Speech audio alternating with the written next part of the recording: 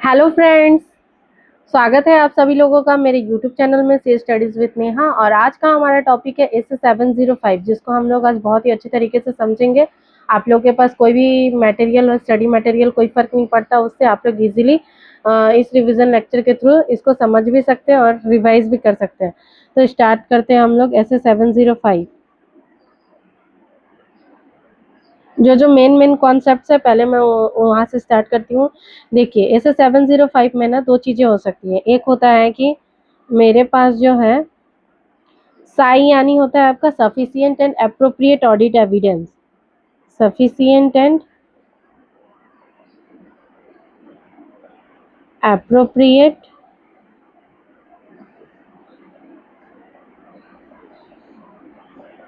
Audit evidence, ठीक है। अच्छा, अब दो चीज़ें हो सकती है। मैं हूँ ऑडिटर, मैं ऑडिट करने गया, तो या तो मेरे पास sufficient and appropriate audit evidence जो है मिल गया। इसका मतलब होता है कि मुझे एविडेंस मिल गया कि जो फिनेंशियल स्टेटमेंट है वो सही है या फिर सही नहीं है, दोनों ही हो सकता है। तो मुझे दो चीज़ हो सकता है, एक एविडेंस मिला है और दूसरा की एविडेंस नहीं मिला है। तो एक हम लोग यहाँ पर देख सकते हैं ऐसे कि मेरे पास साई है और दूसरा साई नहीं है, ठीक है। अब देखिए, अगर साई है और जो मैटर जो है वो मटेरियल भी है और परवेजिव परवेजिव नहीं है, यानी मान लीजिए कि मैटर जो है वो मटेरियल है, मायने रखता है, लेकिन वो बहुत ज़्यादा फैला हुआ नहीं है, तो उसके लिए हम लोग क्या देंगे? क्वालिफाइड ओपिनियन देंगे।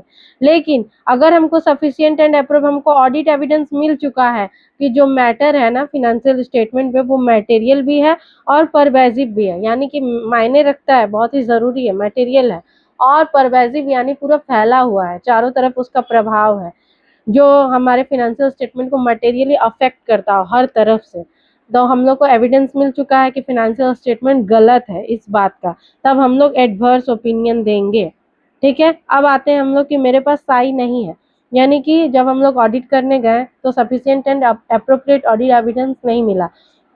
ऐसा कब हो सकता है दोस्तों? ऐसा हो सकता है, मान लीजिए कि जो बुक्स ऑफ अकाउंट्स है, डॉक्यूमेंट्स है, वो जल गए हो, या फिर मैनेजमेंट ने स्कोप पे कोई लिमिटेशंस लगाया हो, या फिर जो हमारा स्टॉक है वो किसी थर्ड पार्टी के कस्टडी में रखा हो और स्टॉक जो है वो मटेरियल हो, तो हमारे पास sufficient and appropriate audit evidence ना हो और वो थर्ड पार्टी के लोकेशन पे हम जा ना पाए। स्टॉक के केस में अगर स्टॉक विथ थर्ड पार्टी रखा गया है थर्ड पार्टी के पास और उसका हम लोग जाके फिजिकली वेरिफिकेशन नहीं कर सकते हैं किसी कारण से, तो किसी जेन्युइन रीजन होना चाहिए, ठीक है। तब जाके हम लोग जो है अप्रोप्रिएट ऑडिट एविडेंस नहीं है मेरे पास। अब हम आते हैं कि जब हमारे पास sufficient and appropriate audit evidence नहीं है और वो जो मैटर है वो मटेरियल है, ठीक है, लेकिन परवेजिव नहीं है, तो क्वालिफाइड ओपिनियन देंगे। और अगर दो अप्रोप्रिएट ऑडिट एविडेंस नहीं है लेकिन मैटर जो है वो मटेरियल भी है और परवेजिव भी है, यानी कि मायने भी रखता है, मटेरियल है तो, और परवेजिव यानी पूरा फैला हुआ है, जिसका प्रभाव प्रकोप चारों तरफ दिख रहा है फिनेंशियल स्टेटमेंट में, कि फिनेंशियल स्टेटमेंट जो है वो गलत है, वो ट्रू एंड फेयर व्यू नहीं देता है, तब हम लोग डिस्क्लेमर ऑफ ओपिनियन देंगे। मगर याद रखिएगा दोस्तों, डिस्क्लेमर ऑफ ओपिनियन देने से पहले हम लोगों को विड्रॉ करना है। सबसे पहले हम लोग देखेंगे कि क्या हम लोग पॉसिबल सर्कमस्टेंसेस में विड्रॉ कर सकते हैं या नहीं। अगर विड्रॉ का ऑप्शन है तो हम लोग डिस्क्लेमर ऑफ ओपिनियन नहीं देंगे, पहले विड्रॉ कर लेंगे। लेकिन अगर विड्रॉ नहीं कर पा रहे हैं, वो भी हम लोग देखेंगे कि कब हम लोग विड्रॉ कर सकते हैं और कब नहीं कर सकते। अगर विड्रॉ नहीं कर पा रहे हैं तब जाके हम लोग लास्ट में डिस्क्लेमर ऑफ ओपिनियन देते हैं। डिस्क्लेमर ऑफ ओपिनियन जो है ना, बहुत बड़ा चीज होता है, ठीक है। अब फिर से एक बार इसको रिवाइज करते हैं। ऐसे 705 में हम लोग क्या करते हैं ना, मॉडिफाइड ओपिनियन देते हैं। और मॉडिफाइड ओपिनियन तभी देंगे जब जो है हमारा फिनेंशियल स्टेटमेंट जो है ना वो ट्रू एंड फेयर व्यू नहीं देता हो, ठीक है।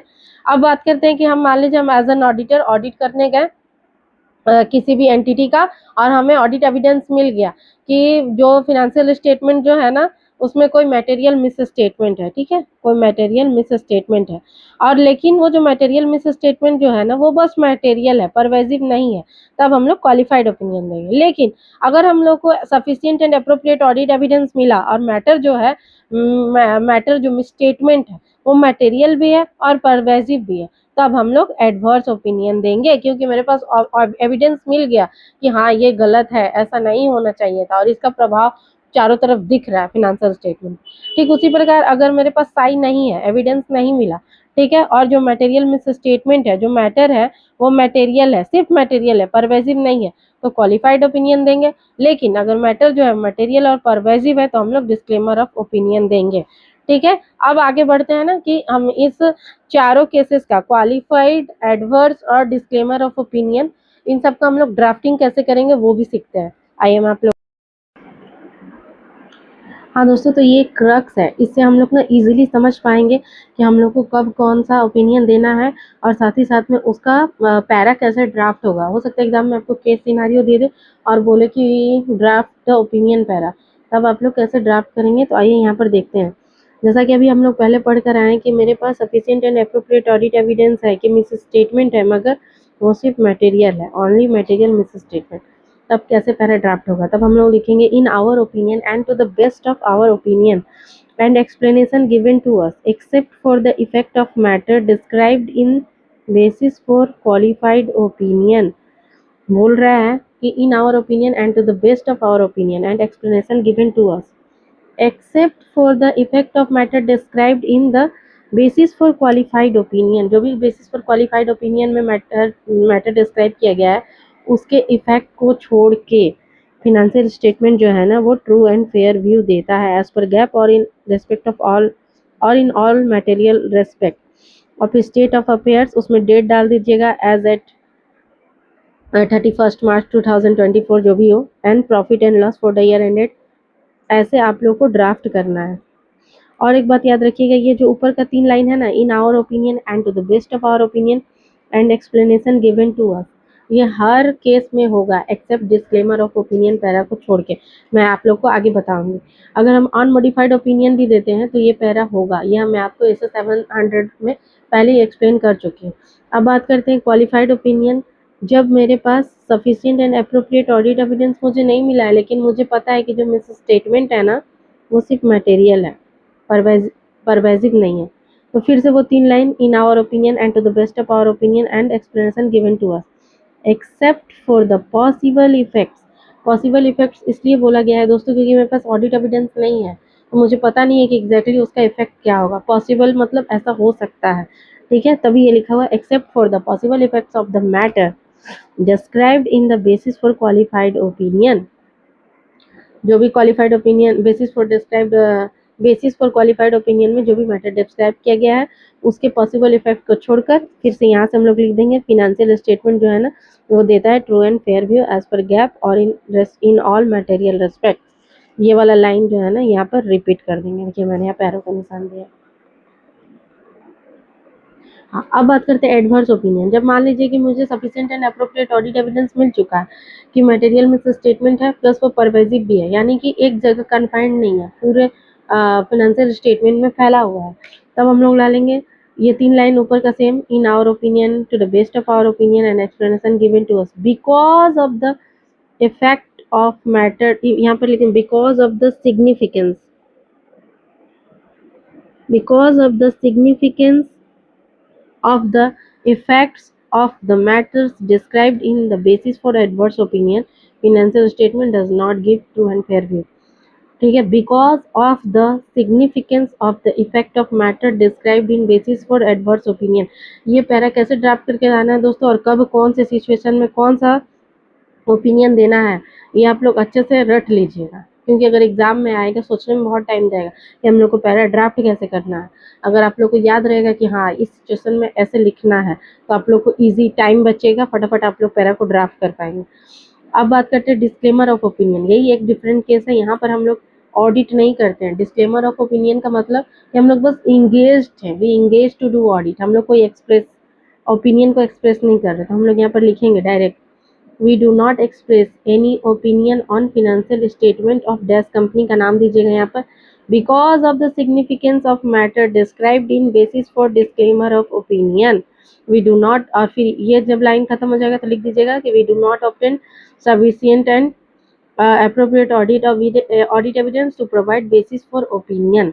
क्या लिखना है सबसे पहले ये बता दीजिएगा कि हम लोग कोई ओपिनियन एक्सप्रेस नहीं कर रहे हैं किसके ऊपर, फिनेंशियल स्टेटमेंट के ऊपर ऑफ जैस कंपनी का। Because what, because of the significance of matter described in basis for disclaimer of opinion para.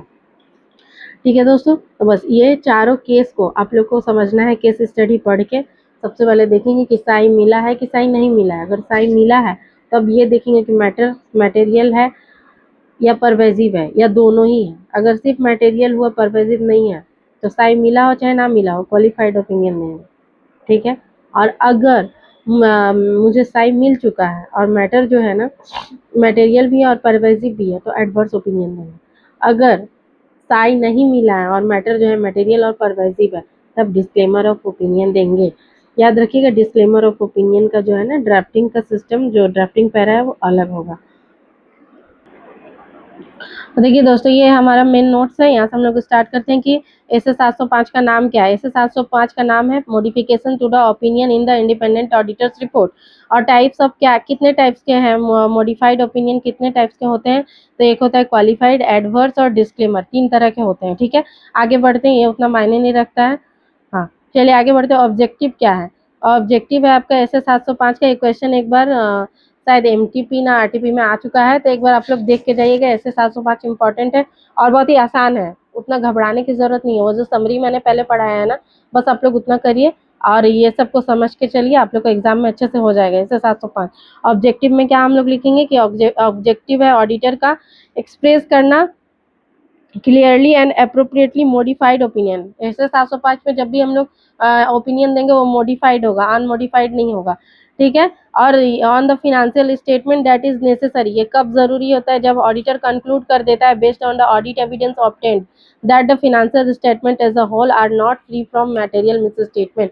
Financial statement as a whole not free from material statement. Auditor ये conclude करता है किस basis पे? जब जो उसको ऑडिट एविडेंस मिल जाता है उसके बेसिस पे। और एक चीज हो सकता है कि ऑडिटर जो है ना unable to obtain sufficient and appropriate audit evidence. हो सकता है ऑडिटर को सफिशिएंट अप्रोप्रिएट ऑडिट एविडेंस ना मिला हो। देखिए, चाहे ऑडिट एविडेंस मिला हो या चाहे ना मिला हो, हम लोग को दोनों ही केस में ओपिनियन देना है। तो हम ऑडिटर जो है ना अनेबल, ऑडिटर एबल नहीं है कंक्लूड करने में, और उसको जो है ऑब्टेन नहीं हुआ है साई कि वो कंक्लूड कर सके कि फिनेंशियल स्टेटमेंट जो है ना as a whole are free from material misstatement. कि हम ऐसा बोल दें कि फिनेंशियल स्टेटमेंट जो है ना वो फ्री है मटेरियल मिस स्टेटमेंट से। हम लोग को ऐसा ऑडिट एविडेंस नहीं मिल रहा है, हम लोग अनेबल है ऐसा ऑडिट एविडेंस ऑब्टेन करने में। यही दोनों ऑब्जेक्टिव है। ठीक है, अब आगे बढ़ते हैं। ये सर्कमस्टांसेस जो है ना ये भी सेम है, ये ऑब्जेक्टिव के जैसा ही है, ये उतना इम्पोर्टेंट नहीं है। ये सेम ही दिया हुआ है, इसको गो थ्रू कर लीजिएगा। अगर एग्जाम में आजकल आईसीआई कहीं से भी पूछ सकता है, और जैसे 700 का सीरीज पूरा इंपॉर्टेंट है तो इसको आप लोग गो थ्रू करके चलिएगा। ये क्वेश्चन सब दोस्तों जो है ना आप लोग बस रीड करके चलेंगे ना, जो मैंने आप लोग स्टार्टिंग में कॉन्सेप्ट समझाया है उसी को 2-3 बार आप लोग समझ लेंगे ना, सारे क्वेश्चंस इजीली आप लोग से सॉल्व हो जाएंगे। ठीक है, अब हम बात करते हैं कि परवेजिव क्या होता है। परवेजिव बार बार हम लोग सुन रहे थे। परवेजिव मतलब जो होता है ना फैला हुआ, जिसका प्रकोप है चारों तरफ वो दिख रहा है। तो क्या होगा? Pervasive is a term used in the context of misstatement, जो डिस्क्राइब करता है effect on the financial statement of misstatement और the possible effects on the financial statement. Pervasive मतलब कि वो किसी मैटर जो मिस स्टेटमेंट है उसके इफेक्ट को डिस्क्राइब कर रहा है। इफेक्ट यानी प्रभाव, प्रकोप कैसा है। तो ये रहा, pervasive effects on the financial statement are those that in the auditor's judgement, auditor के जजमेंट में वो कन्फाइंड नहीं है to a specific element, account और आइटम ऑफ, मतलब कि एक ही जगह नहीं है, वो पूरा फैला हुआ है। अगर वो कन्फाइंड है, अगर वो एक ही जगह है, मान लीजिए कि जो मिस स्टेटमेंट है ना सिर्फ इन्वेंट्री में है, ठीक है, लेकिन जो इन्वेंट्री है ना वो पूरे फिनेंशियल स्टेटमेंट का जो है 80% पोर्शन को शो करता है, होल्ड करके रखता है। तो ये पूरा फैला हुआ है ना कहलाएगा, बाकी 20% ही बाकी अदर चीज़ों को हम लोग डिवोट कर सकते हैं। और जो डिस्क्लोजर जो है ना वो फंडामेंटल है टू यूजर्स अंडरस्टैंडिंग। ये 3 चीजें हो सकते हैं, या तो जो मिस स्टेटमेंट है वो एक ही जगह फैला हुआ नहीं है, सब में है, कैश पे है, इन्वेंट्री पे है, हर जगह फैला हुआ है, डेटर, ट्रेड रिसीवेबल्स, लोन्स, मतलब हर जगह मिस स्टेटमेंट है। या फिर मिस स्टेटमेंट जो है वो एक ही अकाउंट, किसी स्पेसिफिक एलिमेंट, एक ही जगह सीमित है, मगर वही चीज जो है ना वो एक सब्सटेंशियल पोर्शन को कवर करता है। और कोई डिस्क्लोजर है जो कि जरूरी है यूजर्स के अंडरस्टैंडिंग के लिए, फिनेंशियल स्टेटमेंट में वो नहीं दिया गया है या फिर पार्शियल दिया गया है, तब हम लोग डिसाइड करते हैं उस बेसिस पे कि हम लोग को कौन सा ओपिनियन देना है। आप लोग हमेशा दिमाग में बैठा के चलिएगा कि जो मैटर जो है वो मटेरियल है या फिर मटेरियल प्लस परवेजिव है, जैसा मैंने स्टार्टिंग में बताया। तब आप लोग इजीली इस क्वेश्चन को, जितने भी क्वेश्चन आप लोग इसमें रीड करेंगे ना, वो सॉल्व कर पाएंगे। अगर मान लीजिए ये भी एक क्वेश्चन बन सकता है कि जो क्या कंसिक्वेंसेस होंगे of an inability to obtain psi due to management imposed limitation after the auditor has accepted the engagement। मान लीजिए कि मैं ऑडिटर हूँ, इंगेजमेंट को एक्सेप्ट कर ली और बाद में जाके क्या हुआ ना, मैनेजमेंट मेरे स्कोप पे लिमिटेशंस लगा रहा है कि आप ये चीज़ें चेक नहीं कर सकते, आप ये वो नहीं कर सकते, आप ये नहीं कर सकते, तरह तरह के लिमिटेशंस लगा रहा है। तब क्या करेंगे? If after accepting the engagement the auditor becomes aware that management has imposed the limitations on the scope of the audit that the auditor consider likely to result in the needs to express a qualified opinion or disclaimer of opinion on the financial statement। अगर auditor को लगता है कि management ने कोई ऐसा limitations लगाया है जिसके चलते ऑडिटर को या तो क्वालिफाइड ओपिनियन देना है या फिर डिस्क्लेमर ऑफ ओपिनियन देना पड़ सकता है, तो वो मैनेजमेंट से बोलेगा, रिक्वेस्ट करेगा कि प्लीज इस लिमिटेशंस को रिमूव करो। ठीक है, अगर मैनेजमेंट रिफ्यूज करता है उस लिमिटेशन को रिमूव करने से, तब ऑडिटर बोलेगा, किससे बोलेगा? TCWG, पापा को जाके बताएगा। और अगर जब तक कि सभी TCWG इन्वॉल्व ना हो मैनेजिंग, मान लीजिए कि मैनेजर मेरे ऊपर लिमिटेशंस लगा रहा है और मैनेजर ही TCWG है और हम पहले ही हम लोग मैनेजर को रिक्वेस्ट कर चुके हैं, तब हम लोग TCWG को क्यों बताएं? दोनों तो सेम ही है। हाँ, अगर एक भी TCWG और मैनेजर सेम ना हुए, मान लीजिए मैनेजर 10 है और TCWG 11 है, 11% कोई और बंदा है जो मैनेजमेंट में शामिल नहीं है, तो हम लोग उसको जाके बताएंगे कि प्लीज इसको रिमूव करिए, मैनेजमेंट रिमूव नहीं कर रहा। ठीक है, whether it is possible to perform, और या तो फिर हम लोग कोई अल्टरनेट प्रोसीजर्स परफॉर्म करेंगे ताकि हम लोग ऑडिट एविडेंस ले पाए। ठीक है, अगर ऑडिटर जो है ना वो अनेबल है ऑब्टेन करने में, अल्टरनेट प्रोसीजर भी मान लीजिए मैनेजमेंट को बोला लिमिटेशन हटाने, मैनेजमेंट नहीं हटाया, जाके बताया किसको? TCWG को बताया या फिर अल्टरनेट प्रोसीजर्स किया। अगर अल्टरनेट प्रोसीजर से भी मैनेजमेंट जो है ना, ये ऑडिटर जो है ना अनेबल है ऑब्टेन करने में साई, तब ऑडिटर जो है इसका इम्प्लीकेशन देखेगा। ऑडिटर कंक्लूड करेगा कि possible effect on the financial statement of undetected misstatement could be material but not pervasive. वही चीज जो हम लोग पहले बता चुके हैं आपको कि ऑडिटर डिटरमाइन करेगा जो भी उसको ऑडिट एविडेंस मिला है या फिर नहीं मिला उसके बेसिस पे कि वो मैटर जो है वो मटेरियल है और परवेजिव नहीं है, तब क्वालिफाइड ओपिनियन देगा। लेकिन अगर ऑडिटर कंक्लूड करता है कि जो पॉसिबल इफेक्ट है उस मैटर का अनडिटेक्टेड मिस स्टेटमेंट, जो मिस स्टेटमेंट हम लोग डिटेक्ट नहीं कर पा रहे लेकिन हम लोग को ऐसा लग रहा है कि ऐसा हो सकता है क्योंकि मुझे ऑडिट एविडेंस नहीं मिला है। ठीक है, तो मान लीजिए कि मेरा डेटर है 1 करोड़ का और मैनेजमेंट जो है ना हम लोग को एक्सटर्नल कंफर्मेशन नहीं भेजने दे रहा है क्योंकि उस डेटर के साथ हम लोग को कई डिस्प्यूट चल रहा है। ठीक है, एक एग्जांपल दे रही हूँ आप लोग को समझने के लिए। अब 1 करोड़ तो एक भाई मटेरियल पोर्शन है, मटेरियल भी है। मान लीजिए कि वो 1 करोड़ जो है पूरे फाइनेंशियल स्टेटमेंट का 60% पोर्शन को कवर करता है, मटेरियल भी है, परवेजिव भी है। तब ऑडिटर को क्या करना पड़ेगा इस केस में? मेरे पास कोई एविडेंस नहीं है तो हम लोग को डिस्क्लेमर ऑफ ओपिनियन देना पड़ेगा क्योंकि मैटर जो मिस स्टेटमेंट जो है मटेरियल भी है और परवेजिव भी है। लेकिन मैंने आप लोग को क्या बताया था? डिस्क्लेमर ऑफ ओपिनियन देने से पहले हम लोग विड्रॉ करेंगे ऑडिट से अगर वो पॉसिबल हो सर्कमस्टांसेस में। लेकिन अगर विड्रॉ नहीं कर सकते, मैं अभी ये भी बताऊंगी कि कब ये सर्कमस्टांसेस होते हैं जब विड्रॉ नहीं कर सकते हैं। ठीक है, अगर विड्रॉल पॉसिबल हुआ तो पहले विड्रॉल करेंगे, विड्रॉल नहीं पॉसिबल हुआ तब हम लोग डिस्क्लेमर ऑफ ओपिनियन देंगे। ठीक है, ये आप लोग ना इजीली इसको समझ के अपने लैंग्वेज में लिख सकते हैं। कुछ कुछ कीवर्ड्स है, TCWG, undetected miss statement, possible effect, ये सब अच्छे से दिमाग में रखिएगा। हाँ जी, अब बात करते हैं वो इम्पोर्टेंट केस जहाँ पर ऑडिटर जो है ना विड्रॉ नहीं कर सकता। हम लोग हमेशा ये डिस्कस करते हैं कि विड्रॉल इज़ नॉट पॉसिबल या विड्रॉल इज़ इम्प्रैक्टिकेबल। तो वो कौन कौन सा केस है जहाँ पे हम लोग विड्रॉल नहीं कर सकते हैं? तो ये देखिए, विद इन 40, अगर ऑडिटर जो है वो रिज़ाइन करता है, प्रपोज करता है रिज़ाइन करने का with in 45 days from the end of any quarter. एक साल में 4 क्वार्टर होते हैं। ठीक है, 3 मंथ्स का एक क्वार्टर होता है। एक होता है जुलाई टू सितंबर, सॉरी अप्रैल टू जून, जुलाई टू सितंबर, अक्टूबर टू दिसंबर और लास्ट होता है आपका जनवरी टू मार्च। मान लीजिए कि ऑडिटर जो है अप्रैल टू जून में ऑडिटर रहा, इंगेज रहा ऑडिट करने में, और वो क्या किया ना, आपका 14 अगस्त के भीतर में रिज़ाइन का लेटर दे दिया, रेजिग्नेशन को प्रपोज कर दिया। तो ये जो है ना आपका विद इन 45 डेज वो रिज़ाइन कर रहा है। कैसे विद इन 45 डेज? जुलाई का 31 डेज और अगस्त का 14 डेज मिला के हो जाता है 45 डेज।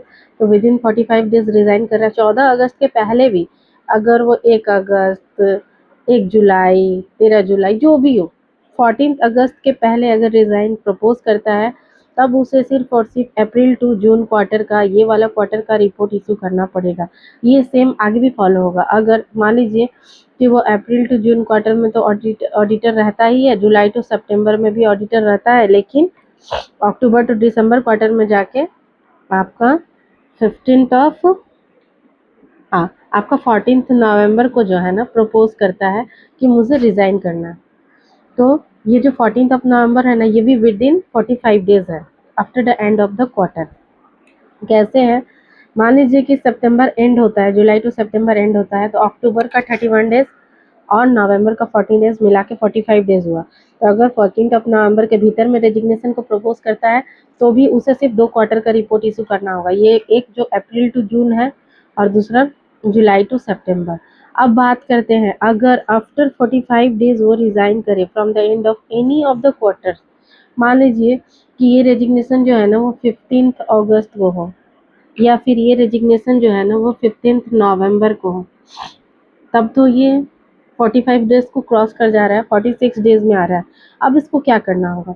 तो अगर अप्रैल टू जून क्वार्टर का रिपोर्ट इशू कर रहा है और जुलाई टू सितंबर में वो 15 अगस्त को रिज़ाइन को प्रपोज कर रहा है, ठीक है, रेजिग्नेशन को प्रपोज कर रहा है, तो इसे इस अप्रैल टू जून का तो रिपोर्ट इशू करना पड़ेगा, प्लस इस जुलाई टू सितंबर का भी इशू करना पड़ेगा।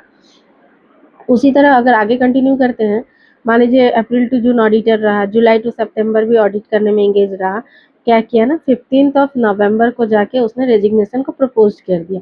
तो इस केस में क्या होगा कि after 45 days end of the quarter हो रहा है, from the end of the quarter वो रिजाइन प्रपोज कर रहा है, तो उसे अप्रैल टू जून का तो रिपोर्ट इशू करना पड़ेगा, जुलाई टू सितंबर का रिपोर्ट इशू करना पड़ेगा, साथ ही साथ अक्टूबर टू दिसंबर का भी रिपोर्ट इशू करना पड़ेगा। और एक तीसरा कंडीशन है कि अगर हमने इशू कर दिया है report for all the 3 quarter, जैसे कि इस केस में अगर हम 15 नवंबर को रिजाइन कर रहे हैं, तो अप्रैल टू जून, जुलाई टू सितंबर, अक्टूबर टू दिसंबर, तीनों क्वार्टर का रिपोर्ट इशू कर दे रहे हैं, बच गया आपका जनवरी to March.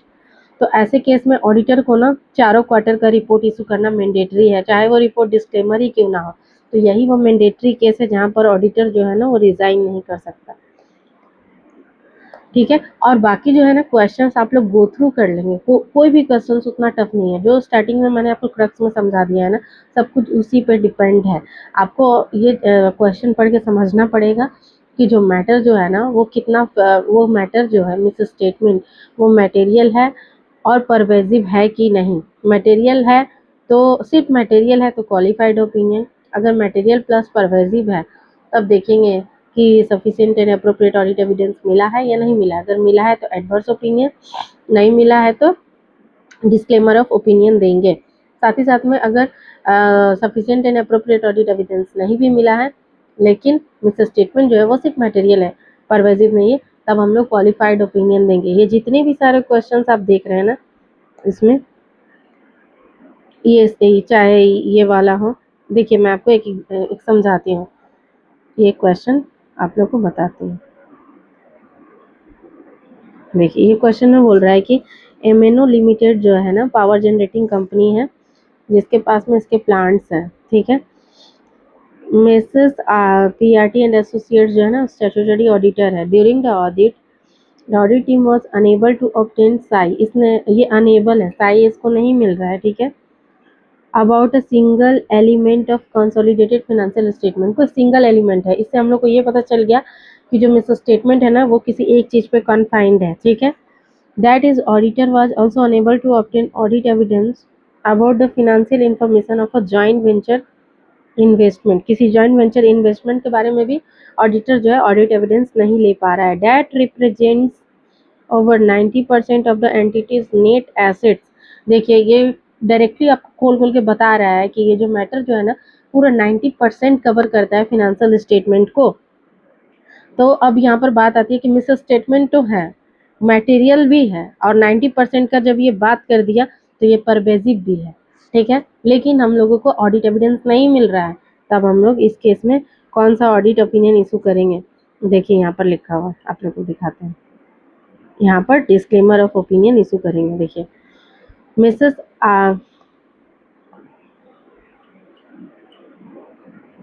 Messrs. PRT and Associates are unable to obtain SAI about the financial information of a joint venture investment that represents over 90% of the entity's net assets. The possible effects of this inability to obtain SAI are both material and pervasive to CFS. ये material भी है और pervasive है, इसीलिए statutory auditor को issue करना पड़ेगा disclaimer of opinion. अब मैं आप लोग को ये भी बताती हूँ कि पैरा कैसे ड्राफ्ट किया है।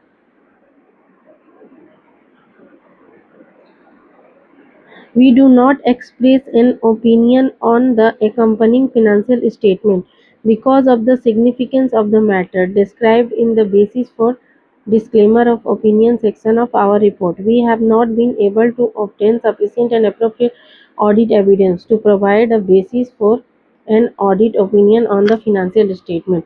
अच्छा, ये बता रहा है कि हम लोग जो है ना कोई ओपिनियन एक्सप्रेस नहीं कर रहे हैं in the accompanying financial statement, जो भी एंटिटी का नाम दिया है, क्योंकि because of the significance of the matter described in basis for disclaimer of opinion section. तो ये बता रहा है कि basis for disclaimer of opinion section में जो भी सिग्निफिकेंस मैटर को डिस्क्राइब किया गया है उसके चलते हम लोग एक्सप्रेस नहीं कर रहे हैं अपना ओपिनियन को। And we have not been able, और ये भी बताएंगे कि हम लोग एबल नहीं है ऑब्टेन करने में Sai to provide a basis for an audit opinion on this financial statement. हम लोग को साई नहीं मिला है, और basis for disclaimer of opinion में जो क्वेश्चन में दिया था मैटर वो डाल देंगे। ठीक है दोस्तों, बस ये इसी के साथ हम लोग इस एस 705 का एंड करते हैं। बहुत ही अच्छे से आप लोग का रिवीजन हो चुका है। आप लोग चाहें तो इस वीडियो को 1 से 2 बार देख सकते हैं, इजीली आप लोग रिकॉल कर पाएंगे। Thank you so much.